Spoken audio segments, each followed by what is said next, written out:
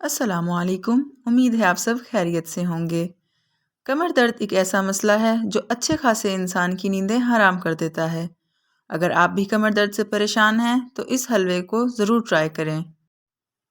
Recipe note کر لیں اور اسے ایک دفعہ ضرور ٹرائی کریں۔ انشاءاللہ اللہ کے کرم سے آپ کو ضرور شفا ہوگی۔ ککر کی گوند لیں، اس کو پیس کر صفوف بنا لیں۔ پھر حسب ضرورت سوجی لیں۔ دیسی گھی میں سوجی بھون کر حلوہ بنا لیں۔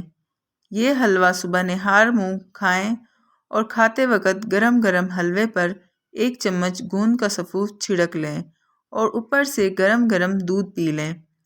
اس حلوے سے آپ کی کمر کا درد 8 دن میں بالکل ٹھیک ہو جائے گا اور آئندہ کبھی بھی درد کی شکایت نہیں ہوگی انشاءاللہ۔ اگر آپ کو میری ویڈیو پسند آئی ہے تو ویڈیو کو لائک اور چینل کو سبسکرائب کرتے جائیں۔ شکریہ۔